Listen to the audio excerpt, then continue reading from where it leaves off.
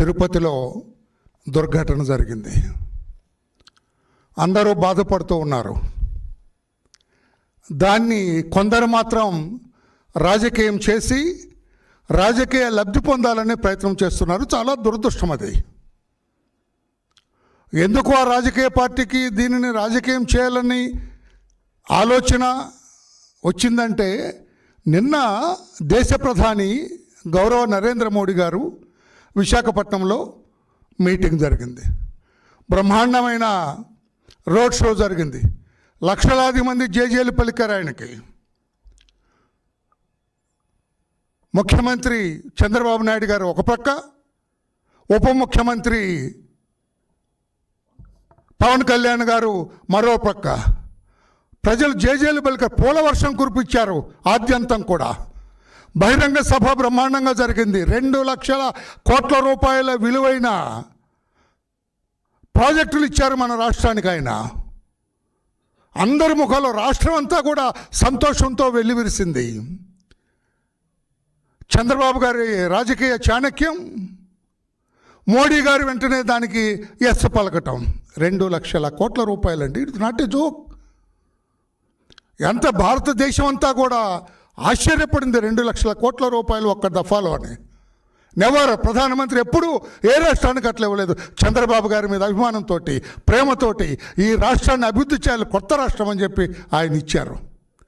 చంద్రబాబు గారి పేరు ఒక పక్కన, పవన్ కళ్యాణ్ గారి పేరు ఇంకొక పక్కన, ఐటీ మినిస్టర్ మా యువ నాయకుడు లోకేష్ బాబు గారి పేరు ఇంకొక పక్కన.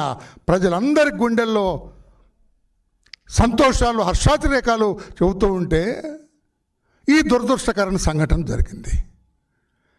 ఇది ఎలా జరిగింది, ఏం జరిగింది అనేది ఎంక్వైరీ జరుగుతుంది. ఆషామాషిగా దీన్ని అది వదిలేది లేదు. జరిగిన వెంటనే చంద్రబాబు నాయుడు గారు 3 మంత్రులను హుటాహుటిగా పంపించారు అక్కడికి. అక్కడ తీసుకుంటున్న చర్యలన్నీ మీరు పర్యవేక్షించండి, సహాయ సహకారాలను అందించండి, ఏ ఇబ్బంది లేకుండా చూడండి అని చెప్పి అధికారులందరినీ ఎలొచ్చేశారు. మందలించారు అధికారులని. What you are all doing, ఏం చేస్తున్నారు మీరని చెప్పి. ఆయన ఈరోజు హుటాహుటిని వెళ్ళారు అక్కడికి. జరిగిన దుర్ఘటన ఎంక్వైరీ జరుగుతుంది. నిజానిజాలు బయటకు వస్తాయి. ఒక్కొక్కరికి 25 లక్షల రూపాయలు ఎక్స్గ్రేషియా ప్రకటించారు. స్వామివారిని దర్శించుకోవటం కోసం వైకుంఠ ఏకాదశి పర్వదినాన స్వామివారిని దర్శించుకోవటానికి, స్వామివారి మీద నమ్మకంతో ఆ పర్వదినాన్ని దర్శించుకోవాలని పోటెత్తొచ్చారు భక్తులు. ఈ విషయం మీకు అట్టే తెలియదు జగన్మోహన్ రెడ్డి గారు. ఆ మాట్లాడుతున్న ఆ పార్టీ నాయకులకు తెలియజేస్తున్నా నేను. పోటెత్తొచ్చారు జనం. మీ టైంలో అంతమంది ఎప్పుడు రాలేదు వైకుంఠ ఏకాదశి దర్శనానికి.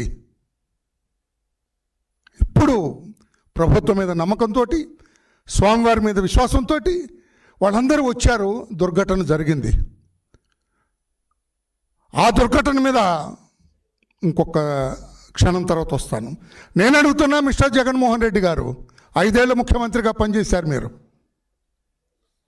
ఎన్నో ఇటువంటి దుర్ఘటనలు జరిగినాయి. తిరుపతి రుయా ఆసుపత్రిలో ఆక్సిజన్ అందక 23 మంది చనిపోయారు 2021. You are chief minister at that time. Did you visit? మీరు వెళ్ళారా? రుయా హాస్పిటల్కి వెళ్ళావా మై డియర్ ఫ్రెండ్? ఆ రోజు సీఎంగా ఉన్నారు చంద్రబాబు గారు. హుటాహుటిన పరిగెత్తారు. నిన్నంతా అక్కడ వైజాగ్లో ఉన్నారు. వచ్చారు రాత్రి, పొద్దున్నే బయలుదేరి అక్కడికి వెళ్ళారు. మీరు వెళ్ళారా? తిరుపతి రుయా హాస్పిటల్లో పలకరించారా? ఇప్పుడు ప్రతిపక్షంలో ఉన్నామని ఎక్కడ శవం కనపడుతుందా, ఎక్కడ డెడ్ బాడీ ఉంటే డేగలాగా వాళ్తున్నారు. ముఖ్యమంత్రిగా ఉన్నప్పుడు మీరు వెళ్ళలేదే? ఎందుకు వెళ్ళలేదు? అప్పుడు ఆ ప్రాణాలంటే లెక్కలేదా? ఇప్పుడు ప్రతిపక్షంలో ఉన్నారు కనుక పరిగెత్తుకెళ్ళావు. అదే చెబుతున్నా. 2019 సెప్టెంబర్లో మీరు ముఖ్యమంత్రి అయిన కొత్తలో కచ్చలూరులో బోటు ప్రమాదానికి 23 మంది చనిపోయారు. మీరు వెళ్ళి పరామర్శించారా? మీరు ముఖ్యమంత్రి కదా ఆనాడు మిస్టర్ జగన్. ఎందుకు వెళ్ళలేదు మీరు? అన్నమయ్య గేట్ కొట్టుకుపోయి 33 మంది చనిపోయారండి. పత్రికా సోదరులు మీరు అందరూ ఇవన్నీ రాయాలి. అతను ఆతృత పడుతున్నాడు ఆయన. 5 ఏళ్ళు ఉంది తమ్ముడు, 6 నెలలే జరిగింది. ముందుంది అంతా డ్రామా. ఎవరెక్కడ ఉంటారో తెలిసిపోతుంది. లోనా బయట ఆట ఉంది. లోన్ ఉంటావా బయట ఉంటావా నువ్వు, ఆట మొదలైంది అక్కడ. ఇవన్నీ తెలియకుండా ఏదో శవం మీద రాబందు వాళ్ళనట్టుగా వెళ్తున్నారు, ఇష్టం వచ్చినట్టుగా మాట్లాడుతున్నారు. ఆ రోజమ్మ గారు మాట్లాడతారు ఇష్టం వచ్చిన, ఏదో ఆవిడ స్వామివారిని ఏదో అక్కడ ఆ ప్రాశస్త్యాన్ని కాపాడటం కోసమే నేను పుట్టానన్నట్లుగా మాట్లాడుతుందామా. రోజుకి 1000 టికెట్లకు కొట్టేసినప్పుడు ఏమైందమ్మా? మీరు మీ గ్రూప్ లీడర్ పెద్దిరెడ్డి గారు రోజుకి 800 ఆయనకి 200 టికెట్లు ఏమికి. నేనే కదా ప్రెస్లో మాట్లాడాను టూరిజం మినిస్టర్గా ఉన్నప్పుడు. మీరు ఏం మాట్లాడతా అనకూడదు. నేను మీరు మహిళ కనుక అంతకంటే లోతుకు వెళ్ళను మీ పట్ల. నేను అనను. మీరు మాట్లాడుతుంటే తీరు చూస్తుంటే ఏమో పాపం వచ్చి కూర్చొని శుభ్రంగా వచ్చి కూర్చున్నారు. మీరు మాట్లాడుతూ ఏదో దొరికింది, ఛాన్స్ దొరికింది అన్నట్టుగా మాట్లాడుతున్నారు. ఇది సరైనది కాదు. 27 మంది చనిపోయారండి చీప్ లిక్కర్ తాగి, కల్తీ లిక్కర్ తాగి జంగారెడ్డిగూడెంలో. Did you visit as chief minister of the state? మీరు మాట్లాడతారా? ఏమి హక్కు ఉంది మీకు మాట్లాడటానని చెప్పి అడుగుతున్నాను నేను. ఊరక దెయ్యాలు వేదాలు వెళ్ళిచ్చినట్టుగా ఈ రోజున ఆయన అంబటి రాంబాబు పాపం ఎంతో మాటలు మాట్లాడుతున్నారు, ఎన్నెన్నో మాటలు మాట్లాడుతున్నారు ఆయన. అది తప్పు అంటే ఏదో తెలియనిలాగా, నీతిమంతుల్లాగా, నైతిక విలువలతో ఏది ఆయన శరీరం అంతా నైతిక విలువలతోటే మునిగిపోయినట్లుగా, గతం ఒకంత కూడా ఆలోచించకుండా ఆయన కూడా మాట్లాడుతున్నాడు. అంతకంటే ఎక్కువ వెళ్ళను రాంబాబు గారు, అంతకంటే లోతుకు వెళ్ళను. మీ వ్యవహార శైలి మీరు మాట్లాడతారు. స్వామి వారి మీద నమ్మకంతో వచ్చారు, పోటెత్తారు భక్తులు. కానీ మాకున్న అనుమానం మాకున్నది. దీని వెనుక ఏదైనా కుట్ర కోణం ఏమైనా ఉన్నదా? స్టాంపడి వెనక ఏమన్నా ప్లాన్ జరిగిందా? అది ఎంక్వైరీ చేయాలని గౌరవ ముఖ్యమంత్రి గారిని, చంద్రబాబు గారిని నేను కోరుతున్నా. ఎందుకు వరలరామయ్య అడగొచ్చు చంద్రబాబు నాయుడు గారు. సార్, 15 మంది గంజా కొట్టిన కుర్రాళ్ళు, 15 మంది గంజా కొట్టిన కుర్రాళ్ళు అక్కడ విచ్చలవిడిగా వ్యవహారం చేశారు. ఎవరో గేటు తీశారని పెద్ద పెద్దగా కేకలు వేశారంట. కేకలు వేయాల్సిన అవసరం లేదు అక్కడ. ఇదంతా చూస్తూ ఉంటే కుట్ర కోణం దీని వెనక ఏమైనా దాగి ఉందా? అధికారుల నిర్లక్ష్యం, గౌరవ ముఖ్యమంత్రి గారు చెప్పారు, అది ఓకే. ఇంకా ఎక్కువగా బందోబస్తు, సెక్యూరిటీ అరేంజ్మెంట్ తీసుకోవాల్సింది, మేము కాదంటలేదు. నీలాగా వెనక తగ్గే ప్రభుత్వం కాదు. తప్పు ఉంటే తప్పు అని ఖచ్చితంగా చెప్తాం. కానీ కుట్ర కోణంను కూడా దర్యాప్తు చేయాలని గౌరవ ముఖ్యమంత్రి గారిని నేను కోరుతూ ఉన్నాను. ఒక్కటే అండి, పత్రికలు మీరు కూడా ఇమ్మీడియట్గా జరిగిన వెంటనే ఈ వీడియో క్లిప్పింగ్స్ అండి నేషనల్ మీడియాకి వెళ్ళిపోయినాయి. ఢిల్లీ పత్రిక వినాలి తమ్ముడు, మీరు ఫోన్ చూసుకోవడం దయచేసి వినాలి, మీరు వినాలి. ఇక్కడ ఇది జరిగిన వెంటనే వీడియో క్లిప్పింగ్స్ తీసి అక్కడికి వెళ్ళిపోయినాయి. అక్కడికి 9:55 ఇండియా టుడే, 10:05 PM రాత్రి, 9:55 PM India today, 10:05 PM NDTV. ఎట్లా ఇంత ఫాస్ట్గా ఎట్లా వెళ్తాయండి? అంటే ప్లాన్ ప్రకారం ఇమ్మీడియట్గా దీన్ని వీడియో తీసి క్లిప్పింగ్ చేసి, it will take some time. వేరే వెళ్తాడు, మీకు తెలుసు, పత్రికా సోదరులు మీకు తెలుసు, మీకు వీడియోగ్రాఫర్స్ మీకు తెలుసు. అంటే దీని వెనక ఉన్న కుట్ర కోణం ఏమైనా ఉన్నదా? కుట్ర దాగి ఉన్నదా? ఖాళీగా ఉన్నాం కదా. అపోజిషన్ పార్టీ నాయకులు, మేధావులందరూ కూడా కోట్లు తిన్న రాబందులన్నీ ఖాళీగా ఉన్నాయి కదా. ఏదో ఒకటి చేయాలి. ఏదో స్వామివారి మీద ప్రేమ ఉన్నట్లు, స్వామివారికి అయ్యో ఇది జరిగింది ఇక్కడ అని భక్తుల మీద ఏదో ప్రేమ ఉన్నట్లుగా. నెవర్. అరే నువ్వు క్రైస్తవుడవయ్యా, నీవు స్వామివారి దగ్గరికి రావాలంటే డిక్లరేషన్ అడిగితే ఇచ్చే ధైర్యం లేని మీరు మాట్లాడే హక్కు మీకుందా జగన్మోహన్ రెడ్డి గారు అని చెప్పి నేను అడుగుతూ ఉన్నా. మీరు మినిస్టర్గా ఉన్నప్పుడు స్వామివారిని అడ్డు పెట్టుకొని కోట్లు కొట్టేశారు. ఎవ్రీడే 1000 టికెట్లు మీరు పెద్దిరెడ్డి కొట్టేశారని చెప్పి ఎలిగేషన్స్ ఉంటే సమాధానం చెప్పే ధైర్యం లేని రోజమ్మ గారు మీరు మాట్లాడతారు ధర్మమా అని చెప్పి నేను అడుగుతున్నా. అందరం కలిసి సానుభూతి తెలియజేయాలి, బాధపడాలి. అయ్యో ఇలా జరిగిందని చింతించవలసింది పోయి భలే జరిగింది, భలే ఛాన్స్ దొరికింది మనకి. ఈ ప్రభుత్వం మీద బురద జల్లుదాం అని ఆలోచించటం కరెక్టా రోజమ్మ గారు? ఏమి అంబటి రాంబాబు గారు, ఏమి జగన్మోహన్ రెడ్డి గారు? అందరం కూడా దీనికి జరిగినది, అందరూ బాధపడుతున్నారు. చంద్రబాబు గారు కంటనీరు పెట్టుకున్నారు. స్వామివారికి భక్తుడు ఆయన. మీరు నేను భక్తునంటే చాలామంది నమ్మరు. మీరు స్వామివారి భక్తులంటే నమ్మరు.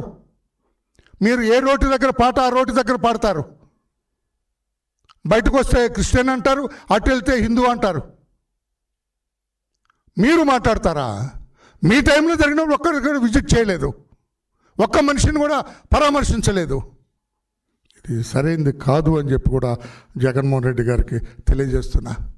మాకుండే అనుమానాలు మాకున్నాయి. చైర్మన్గా పనిచేసిన ఘనా పార్టీలు ఉన్నారు అక్కడ. భూమన కరుణాకర్ రెడ్డి గారు, వైవి సుబ్బారెడ్డి గారు, చెవిరెడ్డి భాస్కర్ రెడ్డి గారు అంటే మేధావి ఉన్నారు అక్కడ తిరుపతిలోనే. వారబ్బాయి ఇంకొక మేధావి ఉన్నాడు.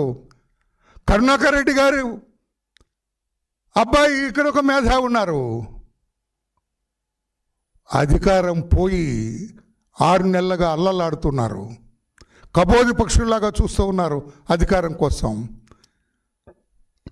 ఏ అవకాశం వచ్చినా కూడా ఈ వైపరీత్యాలను కూడా అడ్డు పెట్టుకొని అధికారంలోకి రావాలి, ప్రభుత్వం మీద బురద జల్లాలని ప్రయత్నం చేస్తున్నారు. అందుకే నేను ఒక మాట చెప్పాలనే ఉద్దేశంతో మీ దగ్గరకు రావడం జరిగింది.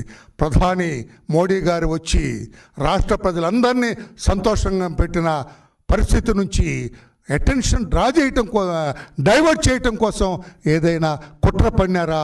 ఆ కోణంలో కూడా అవసరం ఉంటే ఏదన్నా సిఐడి ఎంక్వైరీ కానీ లేకుంటే సీనియర్ ఐఏఎస్ ఆఫీసర్తో ఎంక్వైరీ చేసి నిజాలు బయటకు తీయాలని చెప్పి కూడా మేము కోరుతున్నాం. గౌరవ ముఖ్యమంత్రి గారు దయతో అంగీకరించి ఈ కోణంలో కూడా ఎలా జరిగింది, ఎవరు అది గంజా ఏంటి సార్? తిరుపతి అనే గంజాకేం స్పేర్ చేయట్లేదు వాళ్ళు. గంజా విచ్చలవిడిగా అందుబాటులో ఉండి ఆ గంజా తాగిన కుర్రాళ్ళు ఎవరు, అక్కడ ఉన్న వాళ్ళందరూ ఎవరు, సీసీ ఫుటేజ్లన్నీ చూచి సునిశ్చితంగా దర్యాప్తు చేసి ఈ కుట్రకోణాన్ని బయటకు తీయాలని చెప్పి కూడా మేము డిమాండ్ చేస్తున్నాం. గౌరవ ముఖ్యమంత్రి గారు దీన్ని పరిగణలోకి తీసుకోవాలని చెప్పి కూడా కోరుతున్నాం. ఎందుకు చేస్తే ఎంతకైనా సమర్థత. బాబాయిని కొట్టేశారండి, సొంత బాబాయిని వేసిన బ్యాచ్ సార్ అది. కాదు అంటానికి లేదు, కాదు అని మనం అనలేము. సొంత తల్లిని ఇబ్బంది పెట్టిన బ్యాచ్ సార్, చెల్లి ఎక్కడుందో తెలియని బ్యాచ్ సార్ అది. బాబాయ్ కూతురు మండుటెండలో ఢిల్లీ పురవీధుల్లో అమ్మాయి పడ్డ కష్టం ఒకసారి గుర్తు తెచ్చుకోండి సార్. ఆ కోణంలో పూర్తిగా కొట్టేయటానికి వీల్లేదు సార్. ఎంక్వైరీ చేయమని అడుగుతున్నాను నేను, యాక్షన్ తీసుకోమని అడగట్లేదు నేను. దర్యాప్తు చేయండి సునిశ్చితంగా, సిఐడి ఎంక్వైరీ వేయండి సార్. లేకపోతే సీనియర్ ఐఏఎస్ ఆఫీసర్లు ఎవరన్నా ఒక కమిటీ వేయండి, 2-3 సీనియర్ ఆఫీసర్తో ఏం జరిగిందో చూడమనండి. కూలంకషంగా దర్యాప్తు చేయించండి, ఈ కోణాన్ని బయటికి తీయండి అని చెప్పి కూడా తెలియజేస్తున్నాను. ఎట్లా జరిగింది? 3 చోట్ల 4 చోట్ల జరిగింది. భక్తులు నేను ఇది జరగకపోతే ఎంతో సంతోషించేవాళ్ళం. భక్తులు ఇంత పెద్ద ఎత్తున పోటెత్తారని చెప్పి సంతోషించేవాళ్ళం. అధికార గణం కూడా ఇంకొంచెం జాగ్రత్తలు తీసుకుంటే పోయేది. నేను కూడా మా ముఖ్యమంత్రి గారు చెప్పింది సబవేది. అధికారులు ఇంకొంచెం కట్టుదిట్టంగా ఉండవలసింది, ఏర్పాట్లు ఇంకొంచెం ఎక్కువగా చేసి ఉండవలసింది. వాటన్నిటి మీద కూడా దర్యాప్తు చేయాలి, ఈ కుట్ర కోణాన్ని కూడా వెలుగు తీయాలి దర్యాప్తు చేసి అని చెప్పి కూడా తెలియజేస్తూ, ఎలా వెళ్ళిన ఈ వీడియో క్లిప్పింగ్స్ నేషనల్ మీడియాకి విత్ ఇన్ నో టైం, అంటే somebody is drafted for that, somebody is deputed for that. దాని మీద ఉంచారు కొంతమందిని. ఇది జరిగినప్పుడు వీడియో తీయండి, ఇమీడియట్గా తీసి నేషనల్ మీడియాకి పంపించండి. లేకపోతే ఎలా జరుగుతుంది సార్? ఈ కోణంలో దర్యాప్తు చేయించండి అని చెప్పి కూడా గౌరవ ముఖ్యమంత్రి గారిని కోరుతూ ఉన్నా. ఇది ఊరికే పోవటానికి లేదు. 6 ప్రాణాలు బలికొన్న ఈ సంఘటన మీద కూలంకషంగా దర్యాప్తు చేయించండి అని గౌరవ ముఖ్యమంత్రి గారిని కోరుతున్నా. Thank you.